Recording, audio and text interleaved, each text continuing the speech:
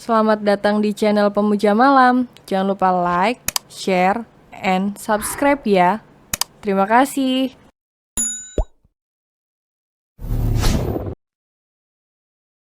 Chapter 27 Tak sanggup bertahan bila kau meninggalkanku. Sepanjang perjalanan, Arkandra tak melepaskan tatapannya dari Azura sedetik pun. Hatinya berdenyut sakit membayangkan apa yang telah istrinya alami. Dengan mata memerah, ia mengusap pipi Azura yang tampak memar. Kedua sudut bibirnya berdarah. Yang lebih membuatnya sakit, pria itu sempat mengecupi dan meninggalkan jejak di leher Azura. Tangannya kembali mengepal erat. Seandainya Mario tak menghentikannya, sudah ia habisi bajingan itu. Tapi mati dengan cepat belumlah setimpal. Ia harap apa yang dilakukannya tadi membuat pria itu mengalami impoten. Dengan begitu, ia takkan pernah bisa lagi melecehkan seorang perempuan. Bukan hanya pria itu, tapi juga dalam semua kejadian ini. Siapa orang itu? Arkandra harap William bisa segera menemukannya. Siapa yang berani-beraninya menyakiti dan berniat melenyapkan nyawa istrinya? Arkandra takkan pernah memaafkan orang itu. Orang itu harus mendapatkan hukuman setimpal atas segala perbuatannya.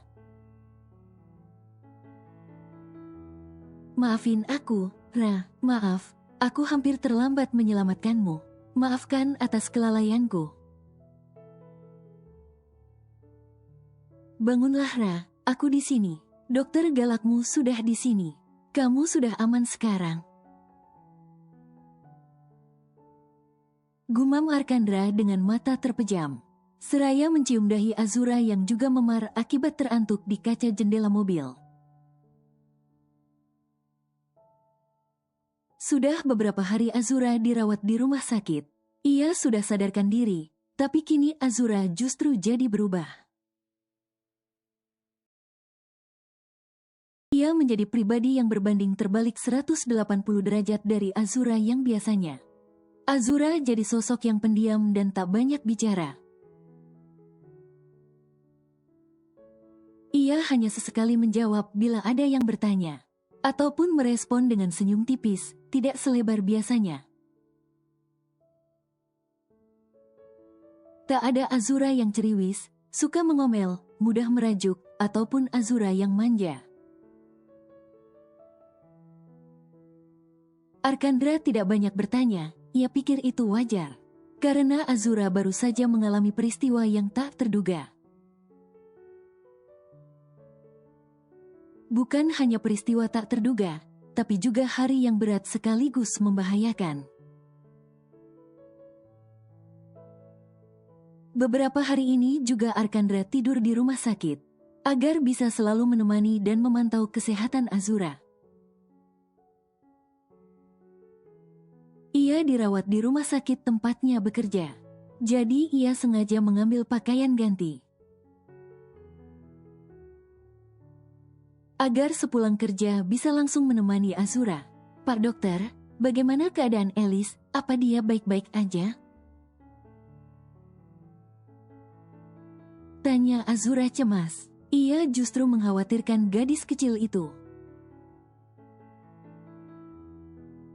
Ia merasa bersalah tidak bisa menjaga dan melindunginya. Seandainya hari itu ia bisa membujuk Elis agar pulang saja.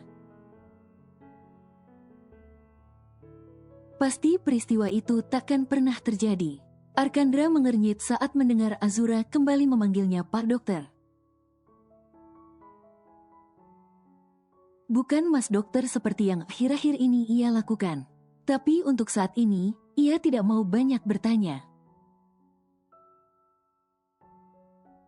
Entah apa alasannya, Arkandra belum bisa menerka. Arkandra duduk di kursi dekat brangkar. Lalu menyodorkan sepiring apel yang baru saja ia kupas dan potong kecil-kecil. Azura menerimanya, tapi tidak langsung memakannya. Sebab ia masih menantikan jawaban dari Arkandra. Kamu nggak usah khawatir, Elis baik-baik aja. Sekarang dia udah kembali ke rumah besar dengan Kak Chana. Ujar Arkandra seraya tersenyum manis, tapi Azura hanya memasang wajah datar. Tidak ada Azura yang sumringah atau bahagia saat melihat ia tersenyum. Ia hanya diam, tak ada komentar apalagi pujian. Mereka selayaknya orang asing yang berada di dalam satu ruangan. Pak Dokter, saya mohon jangan pernah beritahu apa yang saya alami ini kepada Melody. Juga perihal saya dirawat, saya hanya tidak ingin Melody khawatir, ujar Azura yang justru membuat Arkandra kembali mengerutkan keningnya. Karena gaya bicara formal, kamu mau mengingatkan aku berapa kali lagi sih, Ra? 3 hari kamu di sini, 3 hari juga bicara yang sama sampai bosan aku, ujar Arkandra sambil geleng-geleng. Ya, sejak sadarkan diri Azura telah berpesan padanya, agar tidak pernah menceritakan perihal peristiwa yang menimpanya pada Melody. Takut adiknya itu khawatir, dan ini adalah hari ketiga Azura di rumah sakit. Dan 3 kali pula Azura mengingatkan hal yang sama padanya. Azura hanya diam mendengar penuturan Arkandra. Ia tidaklah lupa, hanya saja ia khawatir Arkandra tiba-tiba mengatakannya pada Melody. Tante, seru Elis tiba-tiba saat pintu terbuka. Dari belakangnya, tampak Kencana berjalan mendekat seraya tersenyum. Azura cukup terkejut dengan kedatangan kedua orang itu. Azura lantas merentangkan kedua tangannya saat Elis mendekat ingin memeluknya. Kamu nggak apa-apa kan, Lis? Tanya Azura khawatir sambil memindai wajah, tangan, hingga tubuhnya. Elis tersenyum lebar. Nggak tante, Elis nggak apa-apa kok. Kamu nggak usah khawatir, Ra, Elis udah nggak apa-apa kok. Kemarin emang sempat demam 2 hari, tapi sekarang udah baikan. Malah tadi dia maksa mau ikut ke sini padahal udah aku larang. Dia benar-benar mengkhawatirkanmu. Jelas Kencana yang kini telah berdiri di samping Brangkar. Gimana keadaanmu? Tanya Kencana. Syukurlah. Azura menghela nafas lega. Udah baikan kok, Kak. Rencananya aku minta pulang hari ini. Ujarnya seraya memasang senyum tipis. Tapi senyum itu terlihat dipaksakan.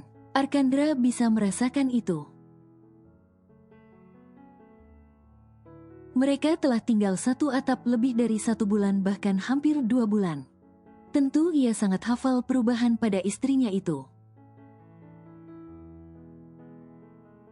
Syukurlah, kakak sempat panik banget waktu dapat kabar dari Arkan kalau kalian diculik.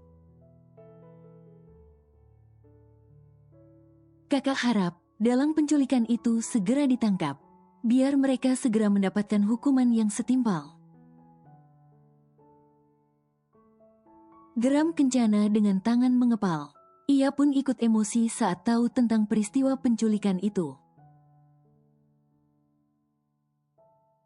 Apalagi salah satu korbannya adalah putrinya. Belum lagi pelecehan yang dialami Azura. Ingin Kencana menanyakan perihal pelecehan itu. Tapi dari awal Arkandra telah meminta kakaknya jangan banyak bertanya dahulu. Sebab itu justru akan membuat Azura down. dan proses pemulihan tubuhnya akan jadi lebih lambat.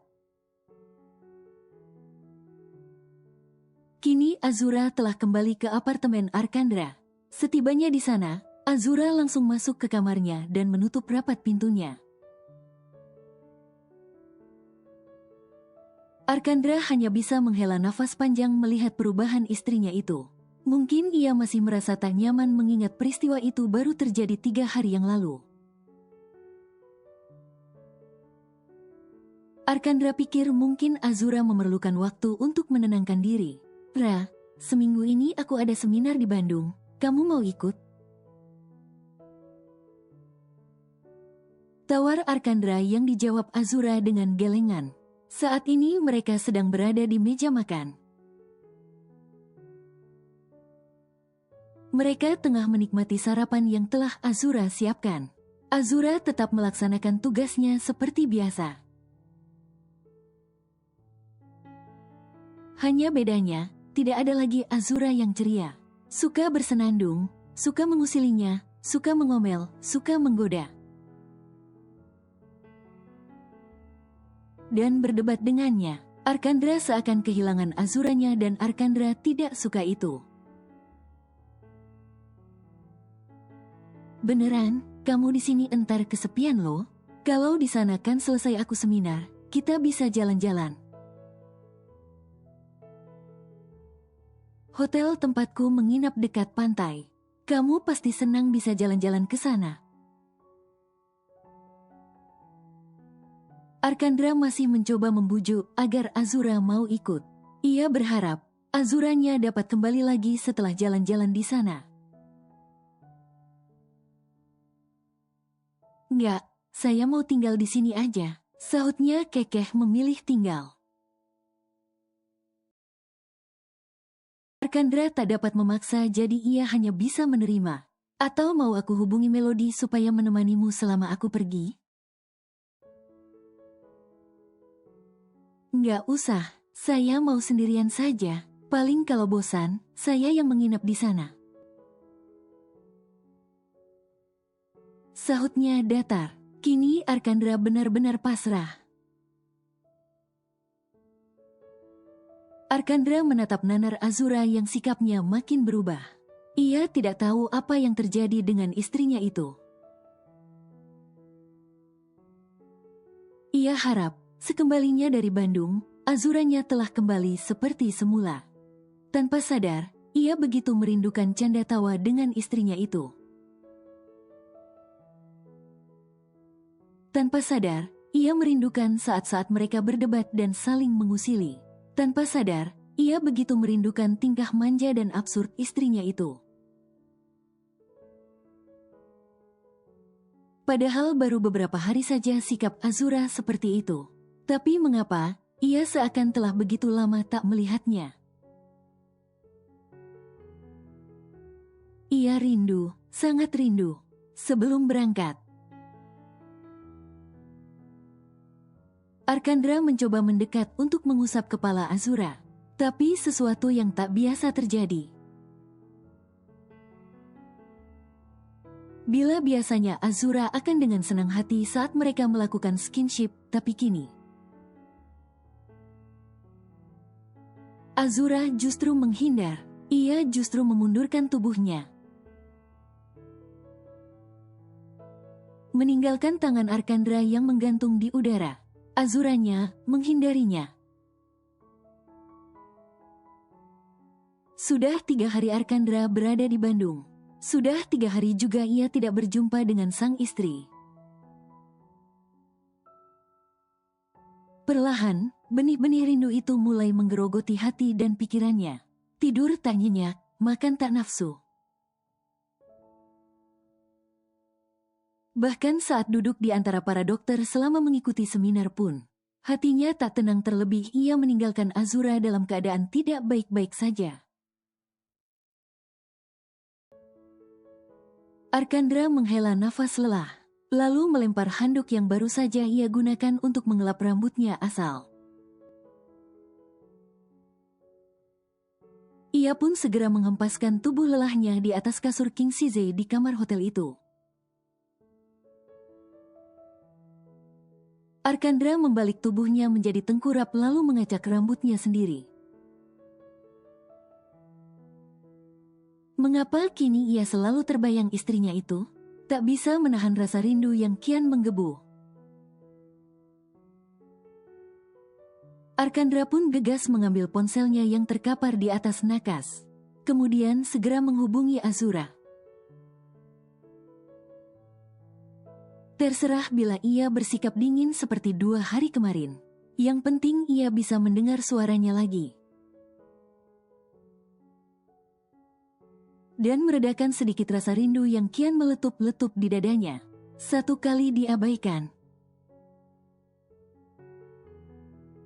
2 kali diabaikan. 3 kali masih diabaikan. Berdiri, Arkandra berjalan mondar-mandir di dalam kamarnya dengan gelisah. Ia takut istrinya melakukan sesuatu yang tidak-tidak. Ia kembali teringat saat gosip mengenai mereka viral tempo hari. Beruntung saat itu ia berhasil menemukan Azura, bila tidak, mungkin ia takkan pernah merasakan kebahagiaan seperti yang dialaminya akhir-akhir ini. Arkandra takut, sangat takut. Ia masih mengira tempo hari Azura hendak melompat dari atas jembatan. Ia takut Azura melakukan hal serupa. Ia pun kembali mencoba menghubungi Azura. Entah sudah beberapa kali panggilannya masih diabaikan. Hingga akhirnya terdengar suara lirih dan sedikit serak dari seberang sana. Membuat hati Arkandra tiba-tiba merasa nyeri. Ia merasakan sakit, tapi tak berdarah. Azuranya kini tengah bersedih. Tapi dirinya tak ada di sisinya saat ia sedang dalam keadaan terpuruk. Arkandra mencengkeram rambutnya frustasi. Mengapa jadwal seminarnya harus saat ini? Seandainya ia memiliki kekuasaan untuk menunda, tentu ia akan lebih memilih menemani Azura dan menunda seminar ini. "Ra, kamu kenapa?" tanya Arkandra lirih dengan perasaan bersalah yang menggerogoti benaknya.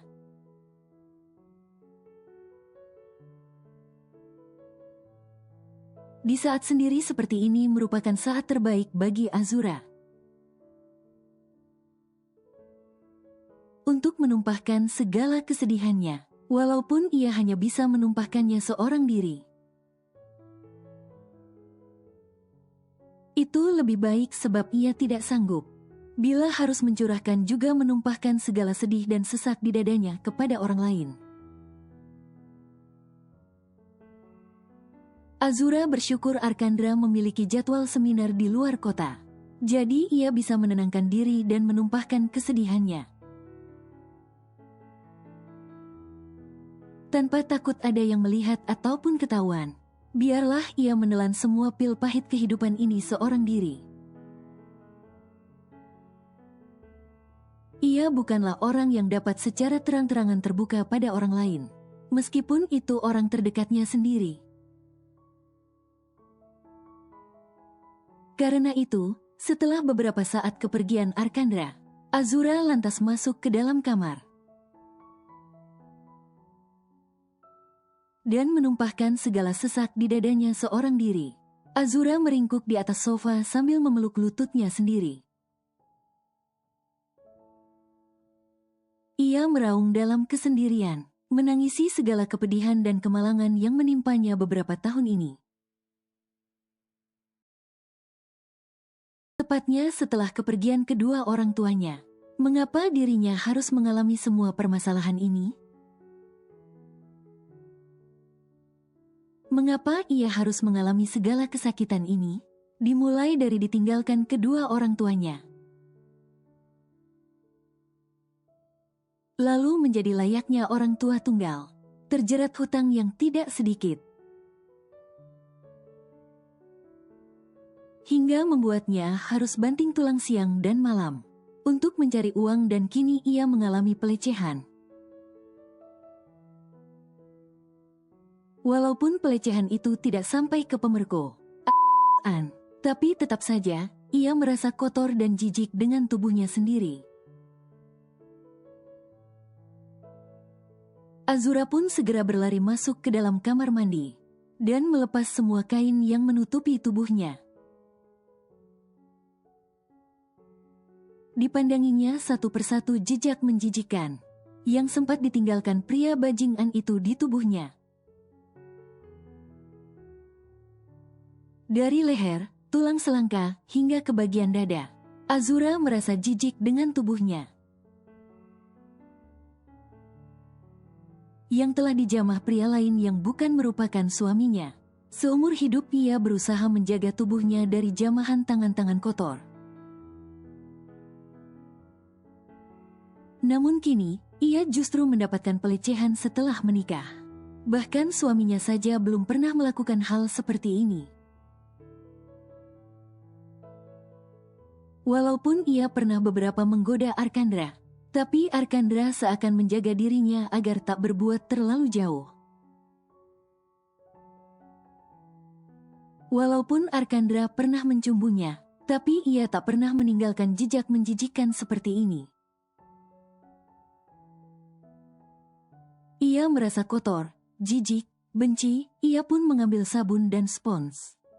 Lalu mengusapnya secara kasar ke bagian tubuh yang sempat dijamah laki-laki brengsek itu.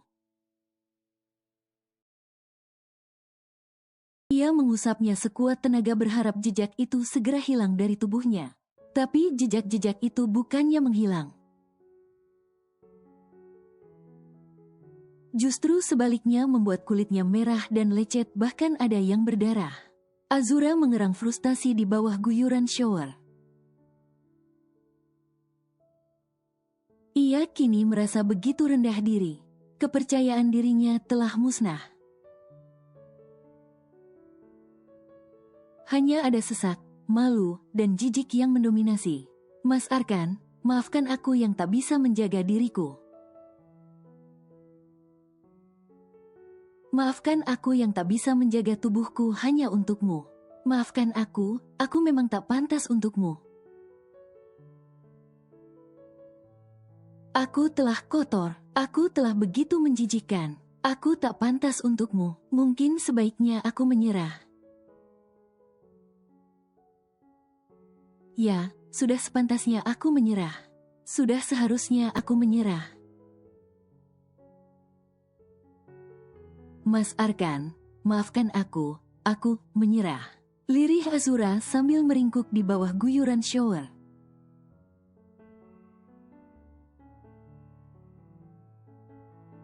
Ra, kamu kenapa?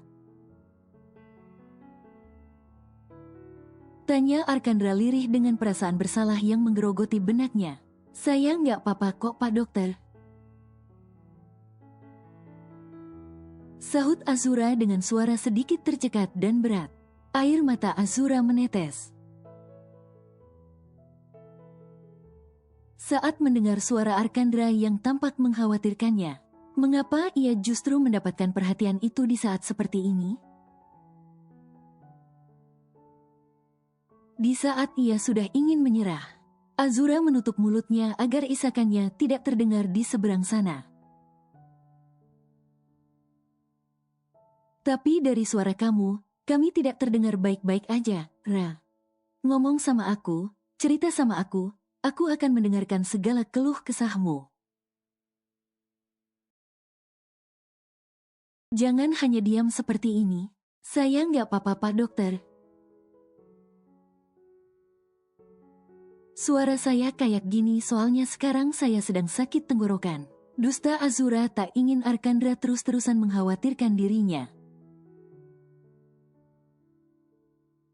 Ra, Pak Dokter kok sekarang gini sih?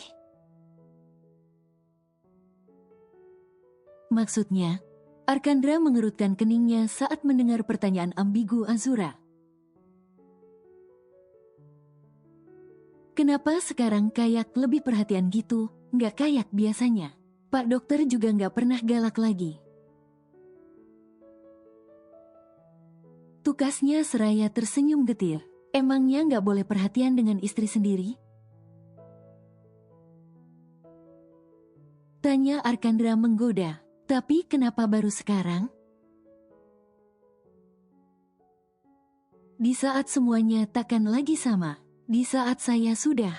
Ucapan Azura menggantung membuat Arkandra kembali mengerutkan keningnya. Sudah apa, Ra? Tanya Arkandra penasaran apa yang ingin dikatakan Azura. Ah, enggak kenapa-kenapa. Saya tutup dulu ya Pak Dokter teleponnya. Saya ngantuk, mau tidur. Ujar Azura kemudian langsung menutup panggilan itu tanpa mendengar respon Arkandra sama sekali.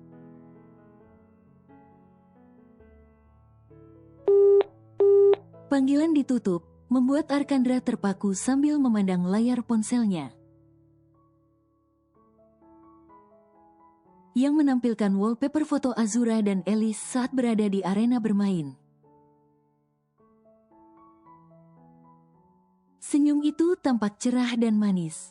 Padahal baru beberapa hari berlalu semenjak tragedi itu. Tapi mengapa seakan sudah lama sekali Arkandra tidak melihat senyum cerah dan manis istrinya? Arkandra teringat kembali pertanyaan Azura yang terakhir. Entah mengapa ada sesuatu yang mengganjal dari kalimat tanya itu. Seperti menyiratkan sesuatu, tapi apa ia tak tahu. Tapi kenapa baru sekarang, di saat semuanya takkan lagi sama, di saat saya sudah. Tidak mungkin kan ia berpikir untuk meninggalkanku? Aku mohon, Ra, jangan sampai kau menyerah dan meninggalkanku.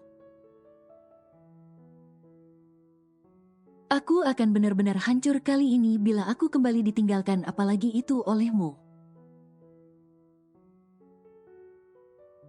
Aku pasti takkan bisa bertahan lagi. Aku takkan sanggup bertahan bila kau pergi meninggalkanku. Aku benar-benar akan mati bila kau tak lagi di sisiku. Gumam Arkandra yang tanpa sadar meneteskan air mata.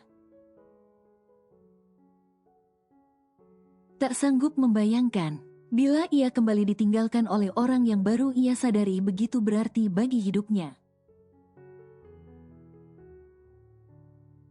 Lelah terus menangis, tiba-tiba Azura merasa lapar. Beberapa hari ini memang ia kurang berselera makan.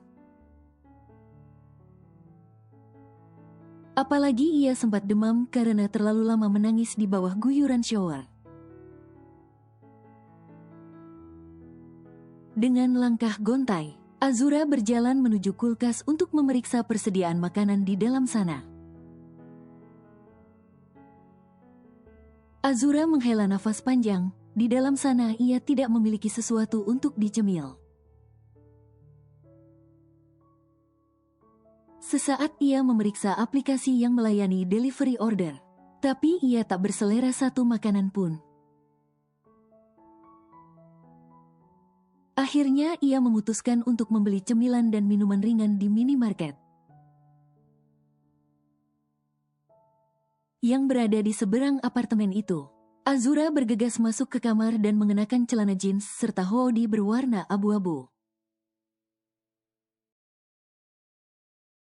Ia tutup kepalanya dengan penutup kepala hoodie, dan tak lupa memakai kacamata hitam untuk menutupi mata sembabnya. Setelah memastikan penampilannya aman, Azura pun segera mengambil dompet dan keluar dari apartemen. Tapi baru saja ia membuka pintu, di depannya telah berdiri seorang wanita cantik yang usianya seumuran Arkandra. Hal tersebut sontak saja membuatnya terkejut. Mengapa wanita itu tiba-tiba berada di depan apartemen ini? Mau apa mama mertua datang kemari? Tanya Azura sinis dengan tangan terlipat di depan dada. Finandia tersenyum mengejek, sambil menatap Azura dari atas sampai ke bawah, membuat Azura merasa risih. Tatapan matanya seakan menelanjanginya di depan umum. Azura mengepalkan tangannya dengan dada yang bergemuruh. Peristiwa itu lagi-lagi melintas di benaknya, dengan tanpa basa-basi. Finandia mendorong bahu Azura seraya melangkahkan kakinya masuk ke apartemen itu. Dengan tangan bersedekap di depan dada, mata Finandia tampak memindai seisi apartemen itu dengan senyuman mengejek. Cek foto pernikahan aja nggak ada. Kelihatan banget kalau kalian itu cuma nikah settingan. Cibir Finandia dengan satu sudut bibir terangkat ke atas. Mau pajang foto pernikahan atau tidak, itu bukan urusan tante deh. Ngapain ikut campur urusan orang? Apa kamu lupa kalau Arkan itu sekarang merupakan anak tiri saya? Cih, ngaku-ngaku, dasar, nggak tahu malu. Ejek Azura. Ia berusaha tenang dan santai menghadapi Finandia. Ia tak mau terlihat kalah di depan wanita itu. Finandia terkekeh lalu menatap tajam Azura. Kamu itu hanya benalu. Kenapa masih bertahan di sisi Arkan? Hah? Apa kamu nggak punya malu? Kamu itu udah menjijikkan. Tubuh kamu bahkan udah sempat dijamah laki-laki menjijikkan itu. Harusnya kamu tahu diri, kamu udah nggak pantas untuk berdiri di samping Arkan. Ujar Finandia membuat tangan Azura berkeringat dingin. Ia mengepalkan tangan seraya meremas jemarinya. Mendadak, rasa rendah diri itu kembali menyeruak memenuhi rongga dadanya. Sebenarnya mau kamu apa sih, uang? Aku akan memberi kamu banyak uang asal kamu mau meninggalkan Arkan. Ingat, kamu itu nggak pantas untuk Arkan. Kamu itu kotor, menjijikkan. Sudah seharusnya kamu pergi dari hidup Arkan. Biarkan Arkan bahagia dengan wanita yang lebih pantas untuknya yang pastinya itu bukanlah kamu. Saya melakukan ini bukan karena saya masih mencintai Arkan, tapi karena saya sekarang merupakan ibu sambungnya. Sudah kewajiban saya sebagai seorang ibu, memastikan kebahagiaan dan masa depan Arkan. Jadi saya harap kamu memikirkan kata-kata saya ini. Kalau kamu memang peduli dengan Arkan, lepaskan dia. Imbuh Finandia lagi membuat nafas Azura kian tercekat. Dadanya begitu sesak saat ini. Kata-kata Finandia tadi makin memantapkan langkahnya untuk menyerah. Yah, mungkin inilah yang terbaik untuk Arkandra, pikirnya. Dia pantas bahagia walau dengan perempuan lain. Seperginya Finandia, kepala Azura seakan berputar. Pandangan matanya kian menggelap. Beberapa detik kemudian, Azura pun tersungkur di lantai tak sadarkan diri. Arkandra kini tampak sibuk membereskan segala barang bawaannya dan memasukkannya asal ke dalam koper. Tak peduli penampilannya begitu berantakan, karena baru pulang dari seminar dan lawatan ke beberapa rumah sakit yang ada di Bandung. Arkandra menggeret kopernya lalu check out dari hotel. Tujuannya kini hanyalah segera pulang ke rumah. Ia terlebih dahulu berpamitan dengan penyelenggara, beserta dokter-dokter senior yang bertugas menyukseskan acara itu. Setelah selesai, ia pun bergegas pergi untuk kembali ke Jakarta secepatnya.